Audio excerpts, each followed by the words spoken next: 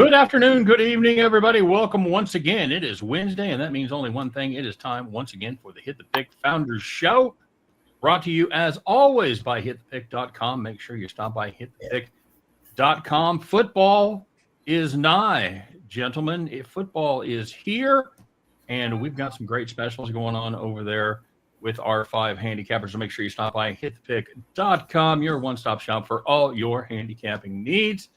If you look around, you see I am joined by almost all the founders. Pretty good turnout. We have Mr. Loud Esmond. Loud, how are you today? Thank you. Good. Got my double espresso ready to go here. So, well, sure, it's 7 a.m. somewhere, buddy. Mr. David Delano, trying his best he can. How's the heat in Houston, brother? You going outside at all? Yeah, I mean he doesn't bother me too much, but yeah, doing well, man. I started off today with the Red Sox as an underdog. They won 13-1, so got a couple more plays coming up. So far, so good. Fantastic. I had the Royals over, and they win 1-0 in 10 innings after using 9 pitchers. 9 pitchers of that dreadful Royals bullpen shut the Braves out. Good Lord. That's when you're hot, you're hot. That's all I can say. So congratulations on your big win, Dave. Mr. Tom Macrina joined us all the way from the city of brotherly love of Philadelphia. Tom, you hit any bets yet today? Yeah, we actually had the over in Baltimore Orioles, Toronto Blue Jays. So, yeah, good start. I'm not a big fan of the early games. Obviously, watching them I am, but betting on them I'm not. Yeah, so it was a small slate for me, but yeah, we got that winner. Just 3 Major League Baseball games tomorrow, but we have the Hall of Fame game kicking off, so I'm sure we'll be talking about that here in just a minute. But let's get to the headliner today. We're joined by a real guest, everybody, somebody that's a little bit outside the realm of sports betting, outside of the guest circle that we usually have on him, but we're dying to talk about him. We're dying to talk about him after he leaves. No, we're dying to talk to him about some of the things going on in the world of legalized sports betting right now.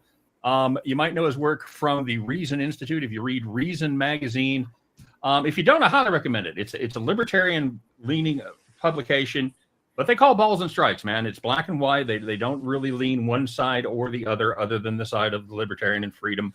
And it's an interesting read, no matter what side of the political spectrum you're on. Dr. Adrian Moore joins us, and he is the chief economist and Vice President for Public Policy at the Reason Foundation. Dr. Moore, it is good to have you here. Thanks for joining us on the show today. Thanks so much for having me on. Absolutely. By the way, he's on the show because I know him. Okay. I just want to point that out. Okay. Well, thanks. That's unnecessary. And because he owes me several steaks. I do owe you a few steaks. That's true. All right. Very good.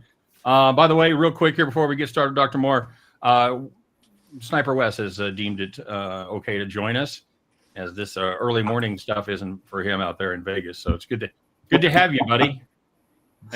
Yeah, just doing my thing out here, trying to stay cool in this Vegas heat. Actually, it's really not that hot this year. Last year, I heard it got to 117 a couple times, but this year I think we've seen maybe 112. But yeah, it's not so bad. To paraphrase Clint Eastwood in High Plains Drifter, summer ain't over yet, boy. So yeah, we'll talk to you again in about 6 weeks and see how August and September treat you. Dr. Moore, let me ask you a question, because we thought we had conquered this sports betting thing. Everybody was all hot and bothered about it. All the states were jumping on the bandwagon. It's going to be a brand new source of revenue. The billions will be pouring in just hand over fist. And they've kind of discovered that isn't the case. So they've started to maybe even roll back some of that. So you want to talk about some of the states and what they're doing right now? Yeah, it's interesting. Like you say, when after the Supreme Court sort of ruled opening up states' abilities to legalize online sports betting, it seemed like the market was going to go and states were going to actually be able to make some revenue off of it instead of it just being a black market. It hasn't fully panned out as much as they hoped, partly because, no surprise, like a regulated and taxed state market is maybe not as attractive as a not taxed online overseas market. So not everybody necessarily does their betting in those legal state markets, and it's just it divides it into kind of 50 separate markets. But the nice thing is it has moved tens, if not hundreds of billions of dollars of betting that was happening in an entirely black market into legal markets where we actually know what's going on. But there's a weird backlash. The backlash is not surprisingly from the nannies who just think that all betting is inherently evil, and that corruption you can see is somehow worse than corruption you can't see. So, there's been a couple instances of game fixing that have happened since the markets were legalized, and they blame that on the legalization, as opposed to recognizing the fact that it was the legal sports books who flagged the fact that that the shenanigans were going on. That's how we found out about it, was from the legal books and not from the black market ones. So the people who don't want anybody to bet on sports are not going to give up. They are active in a lot of states now, trying to get some of these markets rolled back or regulated. And I was talking to Lou about it because Lou and I sort of when we're warming up for his regular nightly policy show, often talk about this show and his picks and stuff. And I thought, wow, what do you think about the virtues of this market being legal versus illegal? And that'd be interesting to have that conversation. Right. And, I have to be total disclosure here. You and I are probably on the different sides of the spectrum on a lot of issues. But I think one thing we can agree with is organized religion probably doesn't have a lot of place in running our government. And that's a lot of what it seems to me is still the problem with legalized, let's quote unquote, vices, marijuana, prostitution, gambling, really kind of the big three. And their thumbprint is all over that. And they're not satisfied until we're just not having any fun, basically. Well, there's also just a lot of nanny state stuff. When Adrian told me about this earlier today and that he was going to come on the show and talk about it, I started looking into what states are doing it. And in particular, I saw a report where this organization had done, which I think got a lot of people stirred up, is that there are a lot of problem gamblers in the United States. By some counts, about 10 million.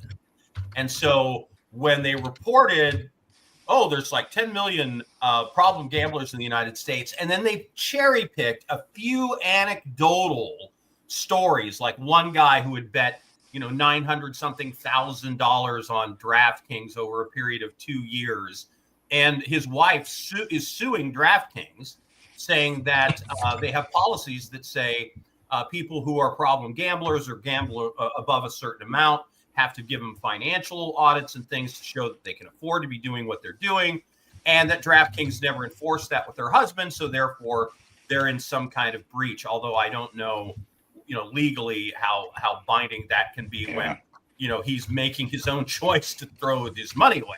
But the other point in it is that most people understand that their chances of winning are long term are not great.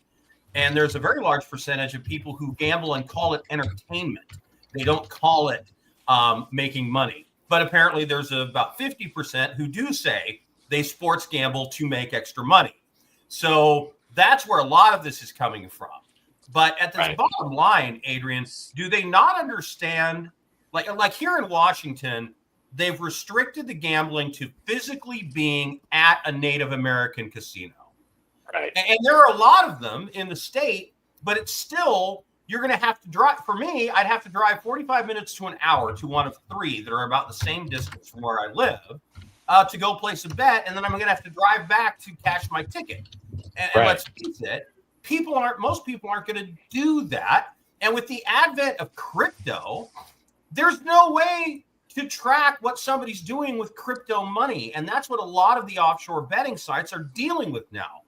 And, I know people, not me, of course, but I know people who use crypto, and they say they can go buy crypto, deposit it in a sports betting account, offshore, win a bet, and then get that money back in less than 10 minutes when they win. Wow.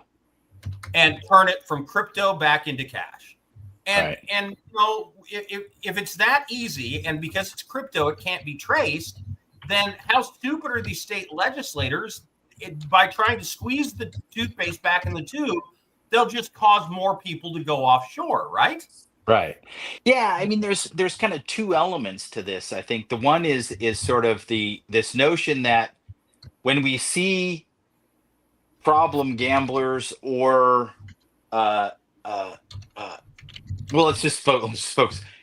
Problem gamblers have always been around, right? And the idea that one, having all the gambling happen in the black market somehow makes there's no problem gamblers, right? Because we made it illegal. Instead of now all of our problem gamblers are also gambling in the black market, which makes it even worse. At least when they're in a legal market, there's some transparency and some ability to intervene and hopefully help them before they they ruin their family and ruin their lives. In the black market, there's zero chance of that happening. And the other thing is the best way to deal with, Lou, you mentioned there's 10 million of them out of over 100 million bettors. I mean, it's a small, Correct. it's a fairly small percentage of the total. So is the best way to prevent a small percentage of the people who can't handle the freedom to gamble to ban everybody from gambling? No, I mean, that's just insane. It's the weird thing that our political system likes to do is say, well, the only solution we have is to ban it for everybody because it's too hard to figure out how to help the few people who can't handle it. Whereas, it's like put on your big boy pants and figure out how to help the people who have a problem or how to prevent problem gamblers from going too far, and don't make it illegal for all the vast 98%, 97% of gamblers who are reasonably responsible and, like Lou said, do it for entertainment. Well, go ahead, Dr. Moore. Sorry. Yeah, no, that's go ahead. I was just going to say it really kind of runs parallel to a lot of the other vices that are legal. I mean, even the most pessimistic anti-gambling forces will say about 5% of the people that gamble are problem gamblers, and realistically, Right. It's probably closer to 2 to 3%, somewhere in that neighborhood. And I would posit that it's fewer percentage-wise. It's fewer than people that have a problem with drinking. It's fewer people than have a problem with marijuana. And Right. for that matter, it's what percentage of the drivers are unsafe drivers, are unqualified, are speeders, are habitually out there causing the problems. So I mean, and that is the part where I agree with the libertarians is you cannot penalize the vast majority. You can't penalize the 19 out of 20 for the 1 out of 20 that may have a problem. That's just not the way it works. The way to do it is to put resources into helping that person overcome whatever addiction they might have. So they're really shooting themselves in the foot, and it's bad enough that they did when they legalized it. The states got extremely greedy, and it causes the lines to be much less favorable to gamblers in the United States than they are offshore. And people that are looking to squeeze even more out of that stone, I just don't think this is going to end well. I think it's going to drive people back offshore, as I think, Right. And so no one on this call would certainly admit to any illegality. But when you compare prices, the offshore is always preferable to gambling in America. Yep. Wes, you're out there in Vegas. I mean, the sports books are full every weekend, right? I mean, They and when sure there's are. a big game, right? They sure are. Well, I moved here 4 months ago from Los Angeles, and obviously in California, sports betting is illegal. But it's kind of funny, they finally came around with the marijuana and realized how much money they can actually make by taxing the marijuana. And you'd think that sooner or later, all 50 states are going to hop on board and realize how much money they're missing out on by not offering. Well, the problem in California is that the leftists who run the state want to give the gambling only to the Native American tribes. Right. And they can't legally do that. And they have been, therefore, there have been competing ballot measures that have twice gone on the ballot in California, and I believe set records in spending. And then when there's more than one ballot measure for the same issue, and I think last time there were 3, one backed by the Native American tribes, who, by the way, their commercials were hilarious because they were talking about how evil it would be to have online gambling because so many more people would gamble. Well, you created gambling in the state of California. Thank you very much. So talk about the pot and the kettle. And then there was DraftKings that had their own, and then there was a conglomeration of Vegas casinos like Caesars and others that wanted to have a piece of the pie, and all 3 of them failed because they confused the voters. So California is stuck in that spot, and that's why they don't have it yet. But, does anybody believe that by rolling back legalized gambling, David, that you will reduce the amount of money that's being gambled? Reduce the number of people that are gambling?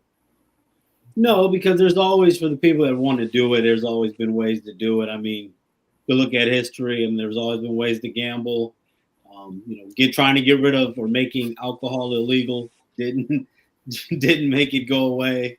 It really helped a lot of different people make money in different ways. And like Wes said, even with all the dispensaries and stuff, I don't know, these laws with all type of stuff, not to even get off of gambling, but even when it comes to like with marijuana and some of the different things in different states, even like Texas, as far as like the lines of what's legal, what's not, I don't think that they're really going to be able to stop it. Like Scott pointed out, I think you're just going to push more people into offshore, and then they'll probably just stay offshore if they realize that if they get better at it and realize how to do it with less regulation. So I think it's a terrible idea, honestly.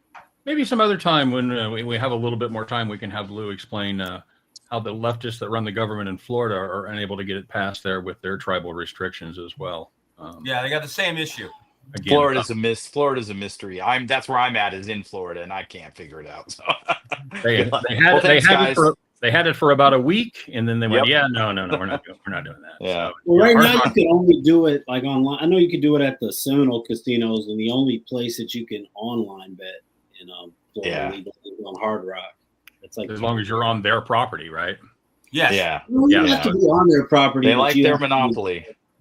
You don't have to be And they on their revenue property. share with the state, so it's a sweet little arrangement. Dr. Moore, what states are leading this charge, and what exactly are they doing right now? And then we'll talk about what we can do to fight back.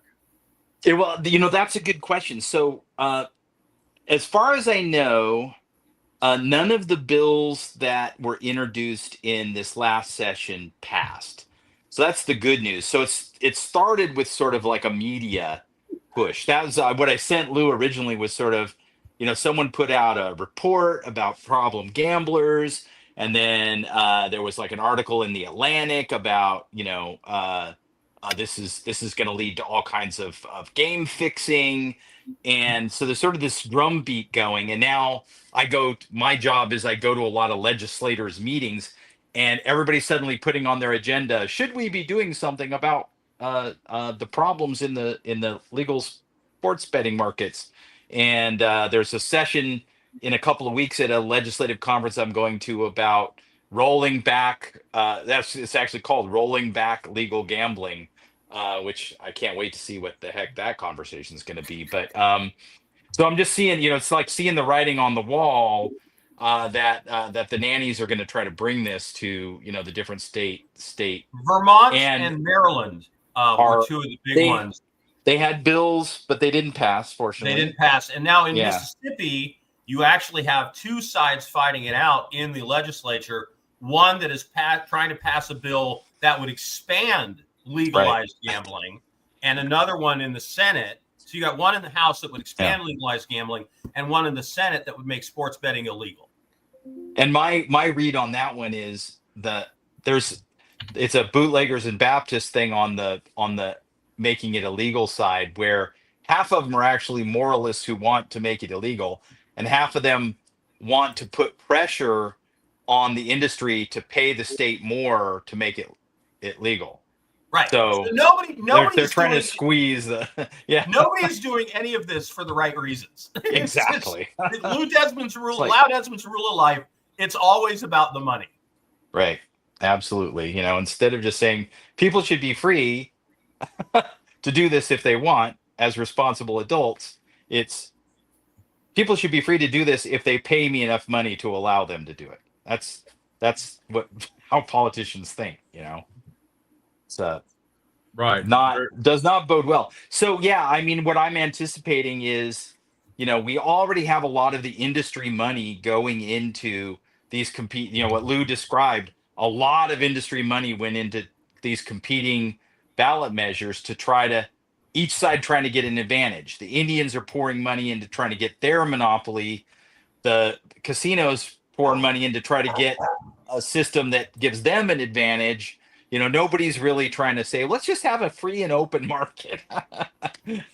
Everybody either wants, if they do want to legalize, they want to legalize with a monopoly or as close to a monopoly as they can get, as restricted a market as they can get, or they want to ban it. And so we're going to be fighting this, I think, through the coming, at least 5 to 10 years until we figure out how to get it right. In the same way, like, one of you mentioned earlier, we're still fighting that out with marijuana, trying to figure out, and I think it took until Republican states started doing it to get it right. Like I would say, Michigan, which is a place where the Republicans actually put the legalization in place, got the regulations better than any other state that's done it.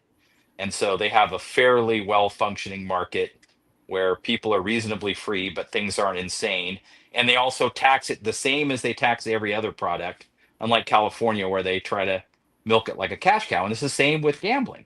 If you try to turn it into a cash cow, it's always going to be a struggle, and there's always going to be bad incentives. And if you just legalize it and tax it like every other product, then it just gets to be a highly competitive business and a highly transparent one. It's just like Washington State has the highest liquor tax in the nation. Right. And Friday nights, you should see the traffic going to Oregon, Idaho, and Canada. Right. By moves. Yeah. Yeah, people will adapt, and for Yeah. sure. Absolutely. And the thing is, there's only so much margin. There's only so much gravy that we can pour on before everybody revolts. And baseball lines are a great example. When you can go offshore and you'll see minus 130 plus 120, you're paying 10% juice. That's about what it should be. But if you go to an American book, if you go to FanDuel, you go to DraftKings, that same play will be minus 140 plus 110. You're paying 30 cents a juice. And the savvy gamblers, I think, have already probably moved a lot of their plays offshore already, just because at the end of the day, every dime, every nickel counts when you're trying to make a living sports betting, and you just don't like giving away that money. And it doesn't really matter to the vast majority of gamblers that take this seriously, whether they're making their bet through Costa Rica, whether they're making their bet through Canada, or whether they're making their bet through, the state of Missouri, whatever. So, yeah. I mean, it's, legislators think they can keep ahead of the savviness of the industry and of bettors, and that they can keep ahead of the technology, which is kind of a laugh when you think about it. Like, who's always the last people to understand any new technological change, right? It's usually the government. So sure. A bunch of 80-year-old guys. So right now what you have is people who are fine with, who don't have a problem with paying a little bit of a premium to be able to bet in a legal market instead of an overseas, a legal domestic market instead of an overseas market, but only a little bit. I mean, like you say, as soon as it gets, I'm paying twice as much to bet in the US book, or I can just click this website that's always been there and go bet there for, half the price. Yep. I mean, you're going to keep pushing people out of the market. And so, they don't recognize that they're never going to get they can't make it the cash cow that they want, because people have an alternative. And that alternative is perpetuating the problem that they allege that they're trying to solve when they legalize it. So they're legalizing to solve problem gambling, but they're taxing it to the point where they're pushing half the business out of the legal market and perpetuating the very problem they say they're going to solve. So it's it's like dog chasing its tail, right?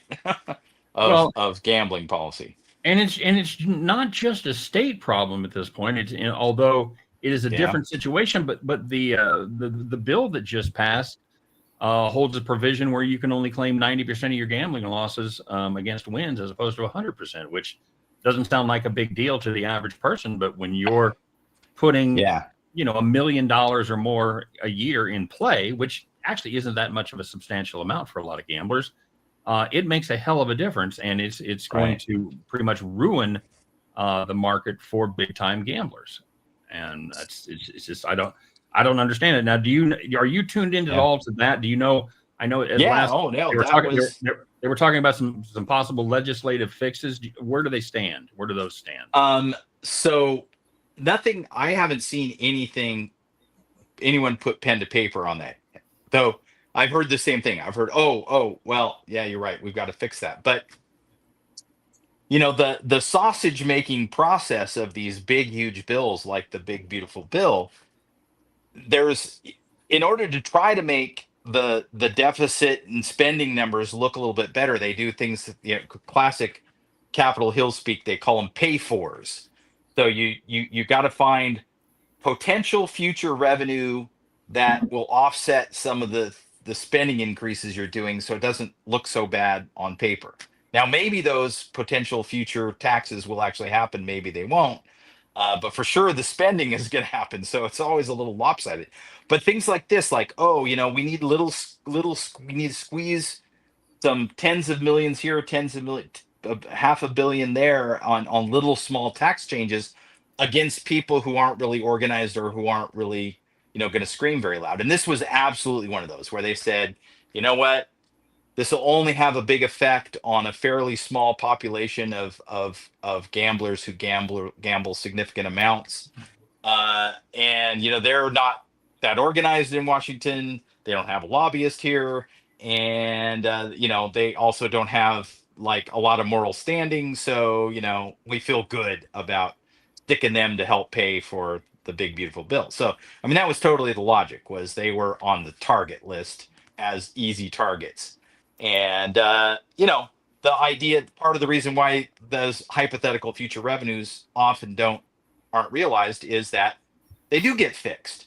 So when they were allegedly balancing the budget for that, not balancing it, but saying we're going to spend this much and we're going to have this much revenue, if they turn around now next session and undo that or reduce it, well, they're not going to reduce the spending that they promised. They're only going to reduce the revenue that they said they would get.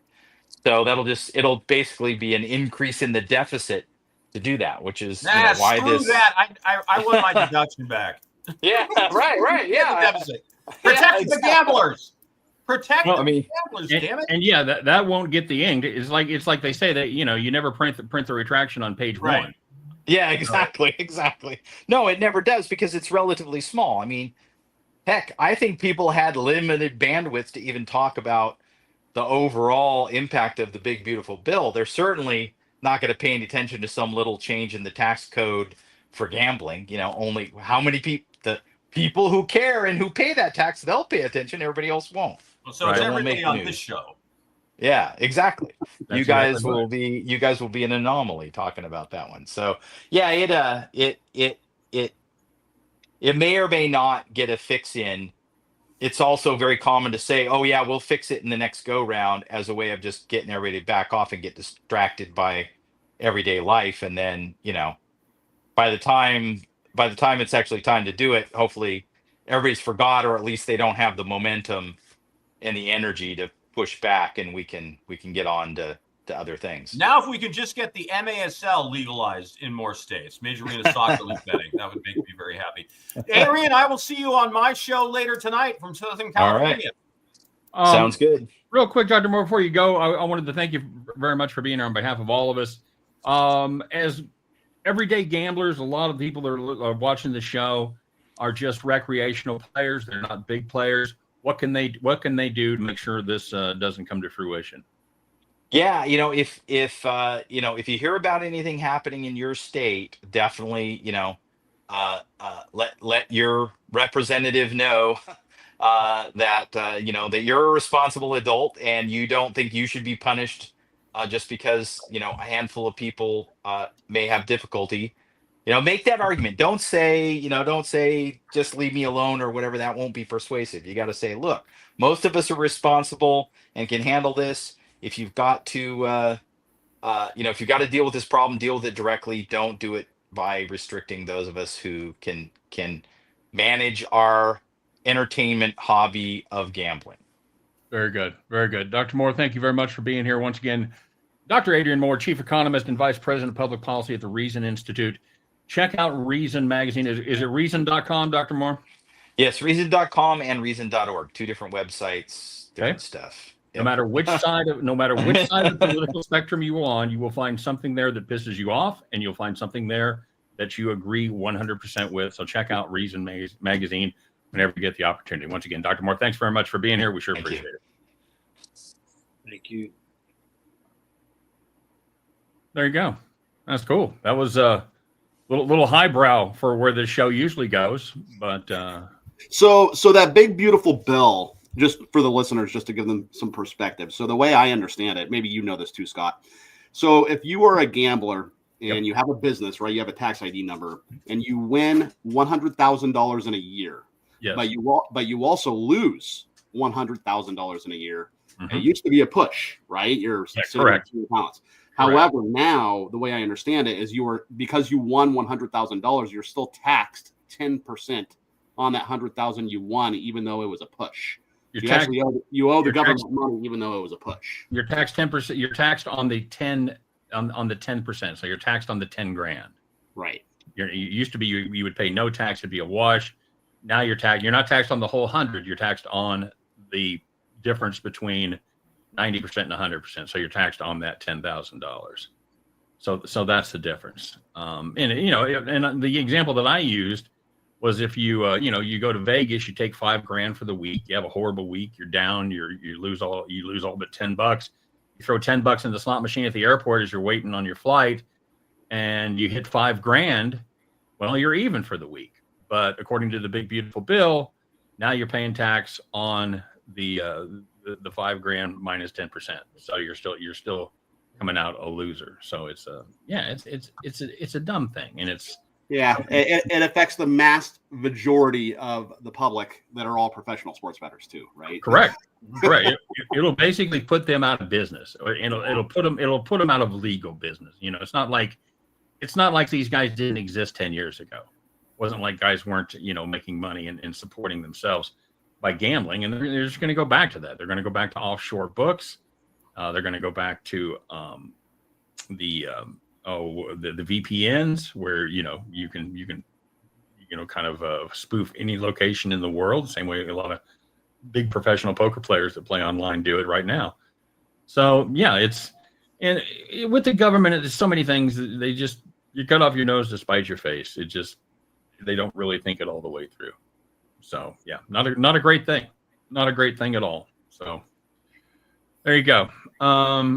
Loud, thanks for having him on. And thanks for that was a good get. He's a fun guy to talk to with a lot of information about that. So, all right, let's talk a little sports. I know we talked a little bit about what's going on today. We got a real short baseball card tomorrow, just 3 games tomorrow. So that's going to be fun. But we have a little NFL game, between the Chargers and the Detroit Lions. They're in Canton, Ohio. It's the Hall of Fame game. Let's talk and see if you guys got takes on that. It's preseason, but preseason isn't necessarily a bad time to make money. It just requires a different skill set when you're handicapping games. It requires a lot more work because you've got to read the tea leaves. You've got to really dive deep into what the coaches are saying, what the coordinators are saying, and what the goals are for that particular team. So let's start with Loud. Loud, you got some thoughts on the Chargers Lions tomorrow night in Canton? Yeah, I'm on the Chargers on the money line. There are several things I look at when it comes to preseason NFL betting. Does the coach have a record of winning or losing in the preseason, or are they around 50%, where a lot of coaches are? So there are coaches who care about winning in the preseason, and there are coaches who don't.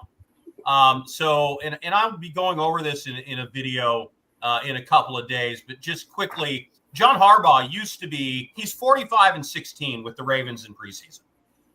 He used to be the champion of preseason, but all of a sudden, starting in 2023, he's 0-7, and they lost 4 of their last 5 preseason games and are 0-7 against the spread. So all of a sudden, he's stopped caring. First-year Raiders coach Pete Carroll, on the other hand, has historically wanted to win exhibition games. He's about 60% in the preseason, which is fairly high. Of active coaches that do seem to care about winning the preseasons, D'Amico Ryans with the Texans, Shane Steichen with the Colts, Jim Harbaugh with the Chargers, Mike Tomlin with Pittsburgh, Brian Callahan with the Tennessee Titans is 3-0 in the preseason. And if you see something happening here, crappy teams tend to win in the preseason, and really good teams, proven good teams, especially like Super Bowl winners like Kansas City, like Philadelphia, teams that are really good like Buffalo, they don't care what happens in the preseason. They're going to win plenty of games in the regular season, and they rest all their players, and they know what they've got. But the other thing is teams with QB battles like the Browns, Colts, Saints, Giants, teams that have good backup quarterbacks, which is why I'm on the Chargers, is because they have a much better backup quarterback room in that game against the Lions. So that's another one. And so I look at teams that have really good backup quarterbacks because they're going to play most of the time. And then is the team going through a culture change? Are they a team with a history of losing where they want to get that losing taste out of their mouth? So they're really going to try hard, even in the preseason. On that list for me, I've got the Raiders, the Patriots, the Jets, the Bears, the Jaguars, and the Panthers for this offseason. Preseason best bet teams, I'd say the Raiders, Browns, Jets, Steelers, Colts, Chargers. Teams to fade, the Commanders, Ravens, the Rams, the Vikings, and the Eagles. So that's, in a nutshell, where, you can go, where I go and where I'm going this preseason in terms of looking at how to bet preseason games. Okay, very good. Yeah, and you look at the Lions. I doubt Goff will see the field, so then you're going to be looking at Hendon Hooker is the second stringer, and Kyle Allen is the third stringer. Kyle Allen, of course, was a couple of NFL starts under his belt. But the Chargers, like you said, well, they have a lot better room. They've got Taylor Heineke as their backup. They've got Trey Lance, and they've got the rookie DJ Uiagalelei from Clemson, right? Is that where he ended up? Yes. I couldn't remember if he transferred again or not. But yeah, that was That's not very good for the. But what's that, David? I think DJ's terrible, respectfully. He is. Wasn't a fan. He's Wasn't. awful. But, He got a lot of hype. Well, and he's their fourth stringer, so he's probably going to be on somebody's practice squad this season at best. So, Dave, what's your strategy when it comes to betting preseason, and do you have a take on tomorrow night? Well, I think for preseason, not to look at it too deeply, because I feel like whenever I do, and I think that I have like a lot of points about the game and really, really make a good argument, it doesn't always go too well. So not overthink it. It's tough really to pick a side in this one. I like the over. I mean, I know preseason it could be, go with the under, especially early, but 32.5 is extremely low. Even for the Hall of Fame game, I mean, the last 3 have gone well over that number. And I'm thinking, the Lions, they've got a new offensive coordinator, so they'll probably want to show some things. A lot of guys who want to prove something. I just think that 32.5 is just a low number. I wouldn't feel good about taking the under in that one. And as far as the side, I mean, with the Chargers being a slight underdog, it's really about a toss-up. It's hard to really lay any juice or points with the Lions. And one thing, too, even when you come in with those 2 points in preseason, I'll say a lot of times, like to take even if you like the dog, it might be nice to take the points because teams don't want to tie, so they might go for 2 or things like that. So there's so many games that are decided by 1 point. There's that 2 points may not seem like a big deal during the regular season, but there's a lot of preseason games, it seems like, come down to that 1 or 2 points. Yeah, that's 100% correct. If they get a late touchdown to make it 24-23, there is no world where they kick the extra point to make it 24 all the way into overtime. That is absolutely not going to happen. So, Tommy, let me ask you now. Detroit has brand new defense coordinator, brand new offensive coordinator. Is that a plus or a minus in preseason in your eyes? I think it's a plus. The fact that you don't have as many games as you used to, I think the new coordinators have to have their players up to speed quicker before the season. So yes, I think that benefits those teams. Like Lou, I look at the coaching, how they are in preseason games, and the quarterback room. I'm not a big preseason better.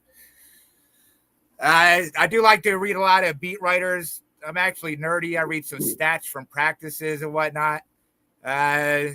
Detroit has had hard practices, which I like. But yeah, I lean San Diego. No, Los Angeles Chargers. Sorry. Put $1 in the jar, buddy. Yeah, I lean the Chargers. I do it all the time. What, David? I didn't even catch it at first when he said sorry. I was thinking, what happened? Yeah, the San Diego Chargers, the Oakland Raiders. It's Baltimore Colts. Chicago Cardinals. Okay, now we're going back a ways, but yeah. All right. So yeah, I lean it over to same thing David said. The last 3 Hall of Fame games have gone over the number. Seems kind of low. It's actually been going up, so the market also likes the over. That's probably what I'd take if I was to bet it, and I might be betting it tomorrow because there's nothing else to bet. Okay, very good. What about you, Wes? Give me your preseason you can't be beat, the patented Sniper Wes preseason strategy. My preseason algorithm. Yes, well, right. there's an old saying. Speaking of degenerate sports bettors, like we were talking about earlier, there's an old saying. I'm sure you guys have heard that life is too short to bet the under. Although right. I disagree with that. Going back to the consensus. Yeah, Tom was talking about the public being on the over. So yeah, I follow a couple of consensus polls, and it looks like 73% of the money is on the over. 61% of the tickets, according to this service that I subscribe to, are on the over. But I think I disagree with Tom and Dave. I'm probably going to be on the under on this game. I just think it's going to be slow paced. I like the under in a lot of preseason games, to be honest with you. Does that mean I bet the under every single preseason game? No, but I kind of pick my spots each week. You can find some good unders for sure every week if you just look hard enough. And I think it's going to be a snooze fest. So give me the under. Yeah, if you could, Wes, especially if you have 2 coaches playing against each other, and that's really a big thing for me in the preseason is the coach and their record in preseason. And if you have 2 coaches who don't care about winning preseason games and they're playing against each other, that's an underplay for me because they're just not going to be trying. It's like Zach Taylor with the Bengals, he's 3-12. McVay with the Rams, 9-15. O'Connell with the Vikings, 3-6. Sirianni with the Eagles, 3-7. Dan Quinn, Commanders, 7-17. And I give Andy Reid an honorable mention because the Chiefs, with them, he's 46. Well, no, his whole career, he's 46-50. But he's got such good teams in the Chiefs that you would think, if they wanted to, they could blow people away in preseason. So obviously he's another one who doesn't care. So if you get the Bengals against the Rams or the Vikings against the Eagles or the Commanders against the Chiefs, where you're combining a couple of coaches who really just don't care about winning in the preseason and have lousy records, then that's an underplay for me. Yeah. Another thing, too, is these coaches don't want to show their cards. Right. In the regular season, too, right? So. Well, also, the Hall of Fame game, these 2 teams are playing an extra game. So yep. I think they could be more aggressive, especially offensively. Heineke has bad preseason numbers. He throws a lot of picks. I have a question. Maybe this is a stupid question, but Do preseason games go to overtime if they're actually tied? Do they actually go to and play overtime, or do they just Yes. call it? No, They call don't. it Are you time. sure? Yeah, no, I don't think they have. no, they overtime. don't. No, it'll be a tie. That's why the teams will usually try to go for 2 or go for it or try to. Yeah. They don't play overtime. Is that new? Because that hasn't always been the case. That changed in 2021. Okay, there you go. All right. Learn something new every day. I just thought the way they tried to avoid it, they were just trying to avoid overtime. So Says the guy who bets the preseason more than anybody else. You can't That keep rule in mind- changed the game on that a bit. yeah, I mean, you didn't see a lot of ties before that. You didn't see a lot of overtime preseason games, and you certainly don't see any these days. So You know, the worst was way back in the day when hockey games could actually end in ties. Just pushes all the time. It's always. Oh, yeah. yeah, and that hasn't been all that long ago. Yeah. Well, it wasn't all that long ago that they played 6 preseason games. Yeah. So I don't know how many of you I guys think that are. was a pretty long time ago because I don't remember those. Yeah, You remember I remember 4. I Yeah, remember see, 4. That's as far back as I can remember. By the way, Well, you guys don't remember 14 game seasons either, probably. That's when they played 6 preseason. so speaking No. of 14-game seasons, by the way, 18 games is coming. Yeah, it It's is. for sure coming. It's around the corner, just a matter of how long. The college football tournament too. That's going to probably be at 16 teams in a couple years, in my opinion. Yeah. I think you're accurate on both of those things. I think we'll see 18 NFL games before we see 16 Hey. team bracket, but it's not going to be by much. Loud Edwin's rule of life. It's always about the money. Oh, it 100% is all about the money. There's no question, especially when it comes to major sports. There's money is the driver, and those owners can't make enough. And it really has depleted the quality of early season football, because you went from let's forget about the 6-game season, all you pups out there, but even when they had a 4-game season, preseason, right? You get the regulars in there, maybe for a series in the second game, and then they play most of the first half, maybe even a little bit into the second half of the third game, and then the fourth game was a total crapshoot. But they don't really do that anymore. You don't really have, most teams don't have a game where you're going to play your starters for a half or even more. And what you see at the beginning of the season is you see a bunch of teams that look like they haven't had enough practice. So you have to be careful. Things can, you remember New Orleans started last year outscoring their opponents, whatever the hell it was, 80-12 or whatever the first 2 blowout games were. The And you're brief shining moment for Derek Carr and the Saints. Yeah, it's really kind of gone downhill for him since then. But and that's that. So they don't care. They don't care. Like, well, people are still watching. People are still tuning into Monday Night Football. People are still watching on Sunday night. So it doesn't matter to the league. But just I don't want to get all on a rant about. By the way, note to the Bengals: get more practice before you start the season, because their beginning of the season is horrible. Yeah. I don't know if anybody's watching quarterbacks on Netflix, but I'd be interested in your take, because Joe Burrow was a guy that I didn't particularly care for before this series, and now I care for him even less. He is not he has not exactly endeared himself to me over He's the right up there with me and Patrick Mahomes. Well, I have to look at it. I didn't see or hear about that with Joe Burrow. I don't know if there's anything you want to that stood out to you particular as far as like leading into the show you want to mention that he did. Yeah, make the case for your Burrow hate. arrogance. He has the arrogance and an attitude of somebody who has won and been to multiple Super Bowls, and he has not. So it's okay to have a little swag. You want to dress how you dress, and you want to buy the Batmobile. I don't really give a shit. But when you project the attitude that you're a part of the top team, one of the top teams in the NFL for the last 5 years, you're not, buddy. I hate to say it to you, but He was the top quarterback last year. in what way? Well, I believe he had more yards and touchdowns than anybody else.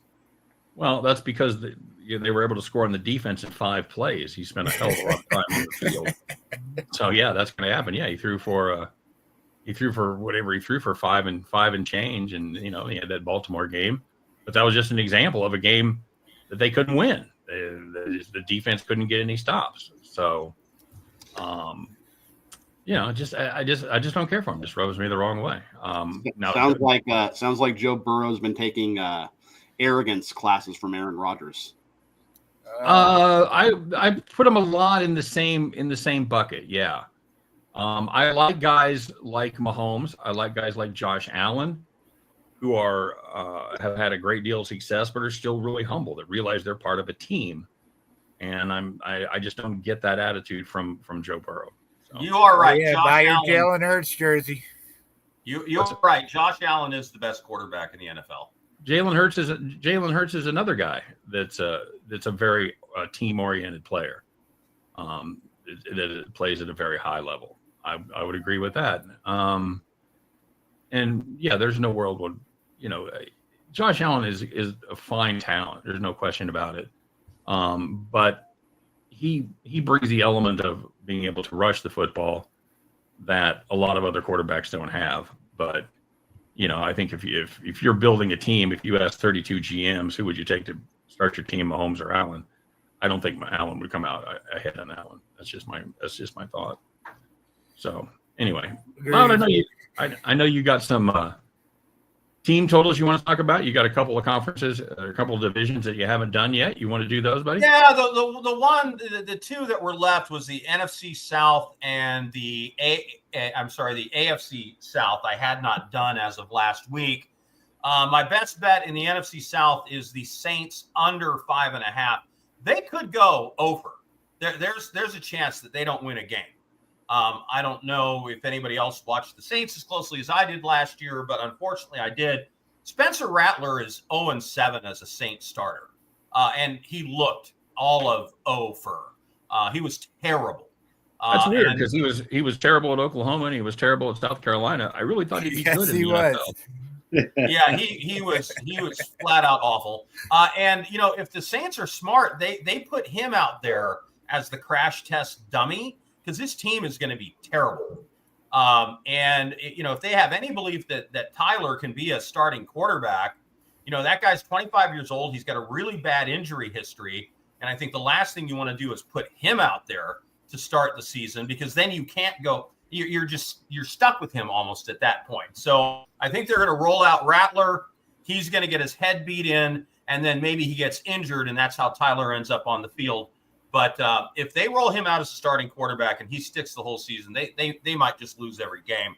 And then in the AFC South, okay, Tom changed my mind on this. I went back and I took a closer look at the Titans, and I've got them as my best bet to go over 5.5 in the AFC South. Now, here's an interesting stat. They led the league. Actually, I'm sorry, David. They tied with the Browns with 34 turnovers that were picked up by the other team. So both them and the Browns led the NFL with 34 turnovers. 18 of those turnovers were by one player on the Titans. Who was it, Tom?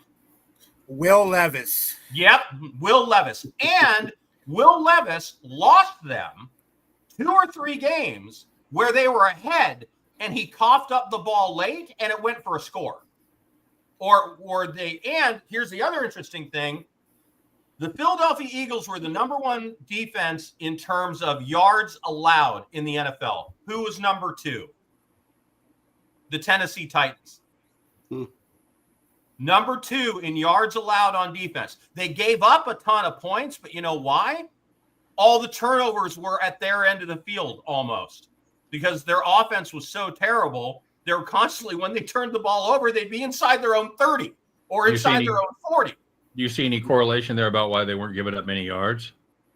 Well, yeah, You're so close. You're so close. Yeah, that's part of it, but also it can't explain completely. They played decent defense. They're a good defense. They're solid. And if you take away 18 turnovers, that puts them just right in the middle of the pack of the NFL. And if that defense plays as well, and Cam Ward and everything I'm hearing about him from Tennessee Titans camp is positive, if he comes out and gives them better than competent quarterback play, and the Titans defense plays like they can play, they're over 5.5. Division's terrible too. That definitely. Yeah, the division's awful. Yeah, no question. No question about that. I think that might be their saving grace. I don't know. Rookie quarterbacks in the NFL don't have a great track record, so we'll see. We'll see what happens with that. I think Cam Ward is a good talent. I don't know that he's a great talent. I don't know that it was a great year for quarterbacks coming out. I don't know. Thoughts, Wes? What do you think? Yeah, I heard if Cam Ward had came out 2 years ago, he would have been like the 5th quarterback taken. So I do agree with that. Although, I mean, I think he'll be a competent NFL quarterback, but will he be as bad as Will Levis? No. pretty hard to do. Nope. Probably. I don't think so. And that is And will he get a Man Eyes commercial is the other question. That's true. I think can- Cam's gonna be Can solid. Cam Ward do the splits? This is the Ah. other question.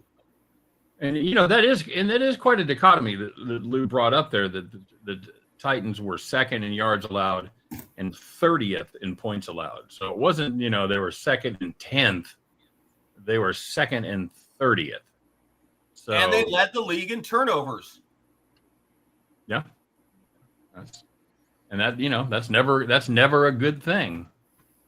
One of the biggest determiners of winning or losing in the NFL is winning or losing the turnover battle. That's correct. That's absolutely correct. So let me see. Yeah, he got me started. I remember last year that was like my first bet of the season against the Bears, and the Titans were killing them, man. And I was watching that game actually in Vegas when Will Levis fell apart and threw that interception at picks or whatever.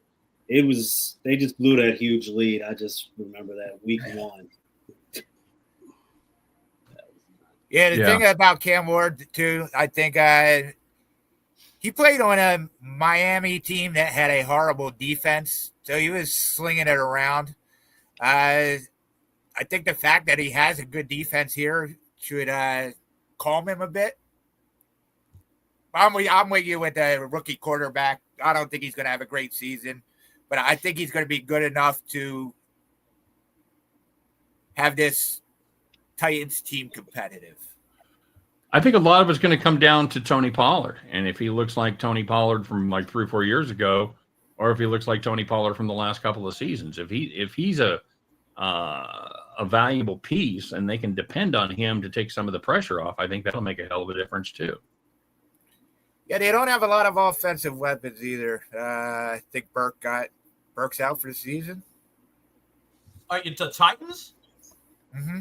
Calvin Ridley and Tyler Lockett are the 2 starting receivers. They got to lock it. All right. Mm-hmm. Although Lockett's 32.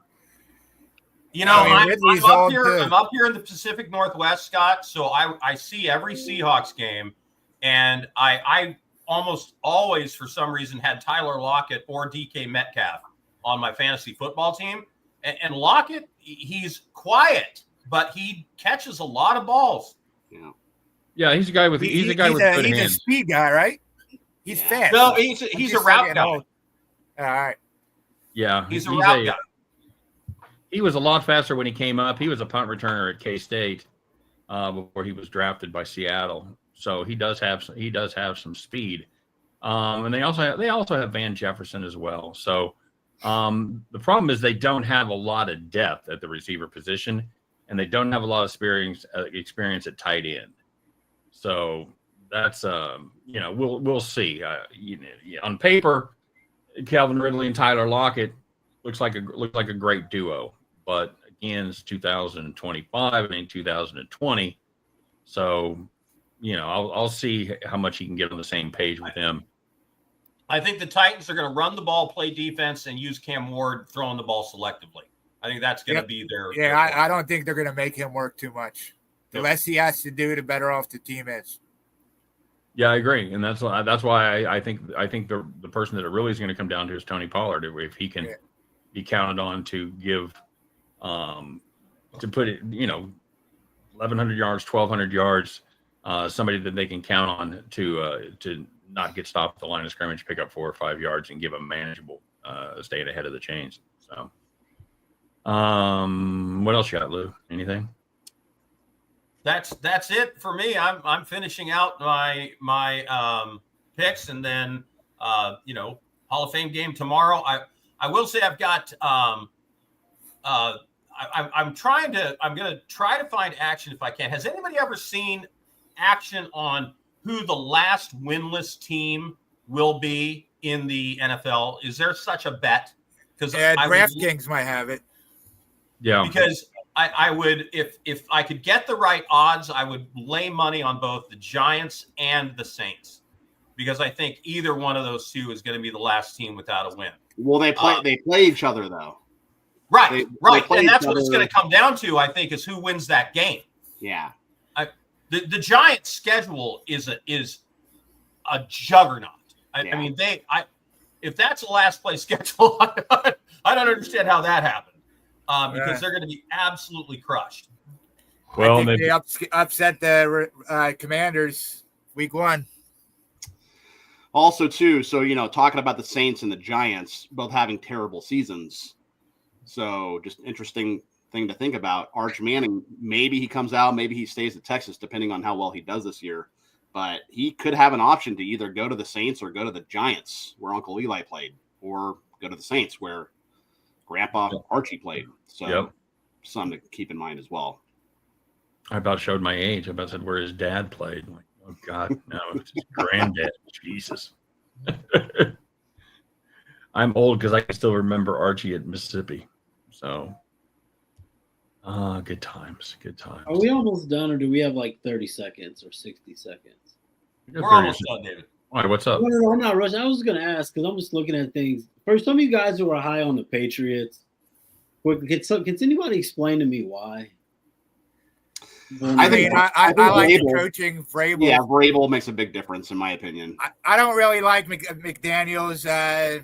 He hasn't done anything without Brady. I think Drake May is going to be better. I like that they added Stephon Diggs. I mean, you expect the defense to be good because it's a Mike Vrabel defense. But I'm not so high on them. I actually did take them to win the division just in case Josh Allen gets injured. But yeah, I think they're the second best team in that division. They do get to play the Jets and the Dolphins too a couple times each. So. That's true. That's true. I've got them at over 8.5 wins. I just don't see it. David's going to call me. I don't either, Scott. That's what I'm trying to. I just don't see it, man. Godspeed. I know a good coach can make a difference. Gerard Mayo was, first year coach and maybe a little bit over his head there and didn't have the best personnel around him. But who was the best quarterback Mike Vrabel ever had at Tennessee? Tannehill. Tannehill. We played this game last show. So again, that's it's like Vrabel did a lot with not a lot. I mean, never had a great quarterback. He had Derrick Henry, and then I don't remember a lot of big names on the defense either. So this is a Mike Vrabel. Yeah, Jerome Kerr. Yeah, Jerome Kerr. I think he's favored for Coach of the Year too. Yes. Yeah, he's number 1 for Coach of the Year. And don't even get me started on that. They give it to the guy that we sucked last year and we sucked a little less this year. Let's give him Coach of the Year. And you don't see guys like Sean McDermott or Andy Reid competing for those titles, even though some of the coaching jobs they do are Harbaugh. Gee, what are Pete Carroll's odds? Probably better than Andy Reid's. Yeah, no, they probably are because they're looking for teams that are probably not going to make the playoffs that maybe could. Yeah, new coaches. That's who you're haven't made playoffs that are going to make the playoffs this year. Right. That's who wins it. That's exactly Kevin Stefanski's won it twice. The expectations for the Browns are so low. Yeah. He'll be setting them up for another one. Yep. Yeah, if he gets to 6 wins, he could be a shoe-in for Coach of the Year, especially if he wins a big game on national TV that everybody gets to see. So, It's pretty funny. It's the award where if you win it too much, that's probably not a good thing. Yeah, or if your team is too good. If your team is too good, Casey's been to what, six straight conference championship games? Andy Reid, coach of the year? No. Boring. Yeah, Boring. Andy Reid also has been winning for 2.5 decades. Yeah. Yeah. Another award you probably don't want to win too often is comeback player of the year. Yeah, no shit. That's a good point. Who's up for and they've kind of redefined it, right? They said you had to be coming back from an injury, that kind of thing. You couldn't have just had a shitty last season and now you're what about the guy on, I forget his name, the guy on Buffalo who died on the field? That guy came back from death. DeMar Hamlin. How does he not win? Hamlin. If that ain't the comeback player of the year, I don't know who is. If he'd have been able to they gave him the ball on the fake punt against Kansas City, and he didn't get it. But I think if he'd have got that first down, he could have been right up there for comeback player of the year. No, I know they already voted on it before the playoffs, but I agree with you, Wes. Let's see, you were dead, and now you're the Nickelback. Okay, yeah, that's It's funny I say that. I want to say that Chad Pennington won comeback player of the year twice. That just popped in my head right now. I don't know if that's true or not. okay. I want to say that he did. I don't think Which any of us are probably- big enough geeks to challenge you on that, buddy. I think everybody's going to leave the show today thinking Chad Pennington won that award twice. Your shortest odds for comeback player of the year are Aiden Hutchinson, Dak Prescott, Christian McCaffrey, Trevor Lawrence. Did Trevor Lawrence get injured? Yes. Yeah, I Shoulder. think the coach Nancy Kerrigan did him. What about Dak? I know he was injured a couple seasons ago, but was he injured He was last injured year? last year too. Yeah. Okay. Wow, that's some bullshit right there. All right. Anybody else got anything? Do they count being on a really terrible team with a horrible owner as an injury?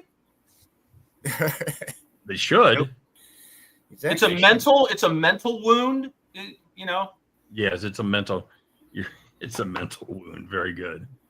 Yeah, no comeback player of the year. So maybe they'll give it to Worthy. Daniel Jones is plus 2,500. To see the field. Yeah, isn't he the starter? No, I think Richardson's still the starter. Yeah, they're going to give Richardson Really? another chance, but Richardson's a bum, man. That guy, first of all, horrible. They're both bad. he's no good. That guy's What's Richardson was hurt. What's his comeback player of the year odds? Yeah. Was he hurt or was he tired? He's not on the list. No, he got hurt last year. I know. Like, he gets hurt every year. And also, too, I don't know why, and I said this on another show, but I don't know why the Colts did not take a shot on Shedeur Sanders. You can get Deshaun Watson for plus 7,500, Dave. That's it? Huh? Hey, it's a donation. I don't.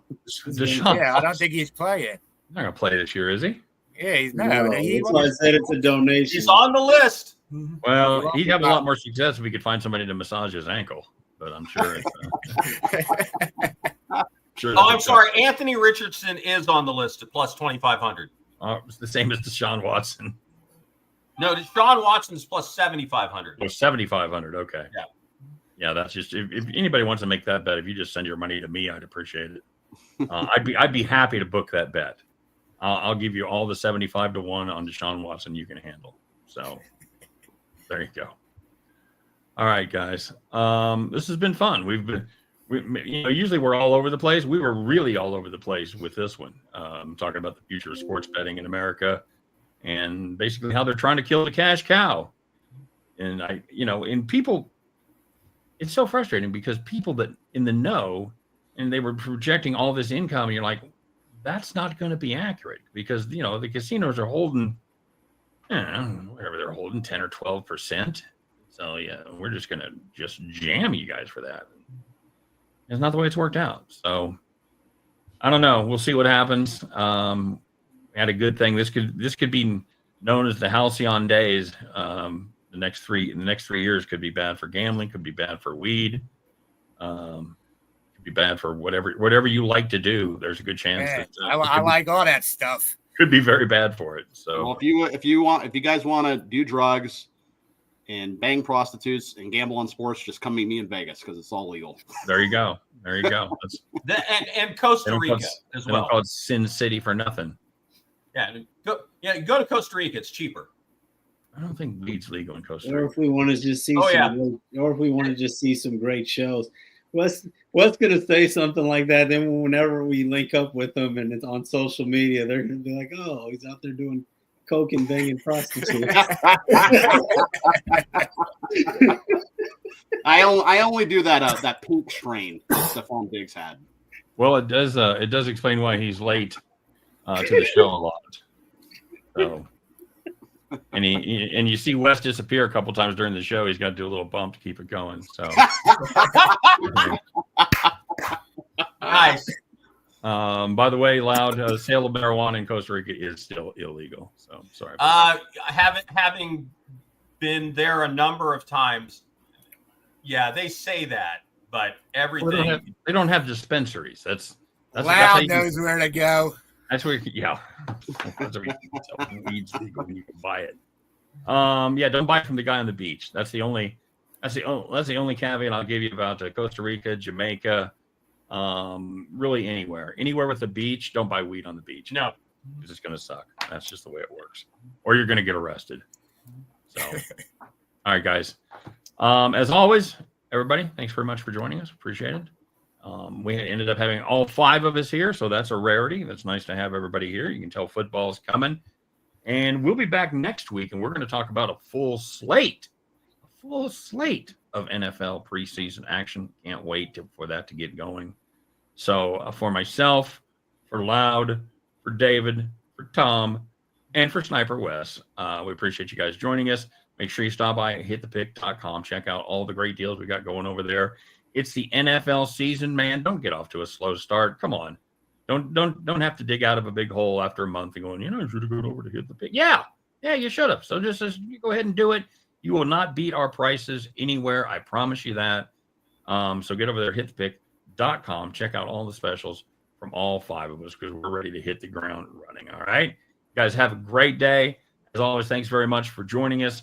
Good luck on all your bets this week and this weekend. And we'll be back the next week. Talk a little more NFL. Take care. We'll see you then.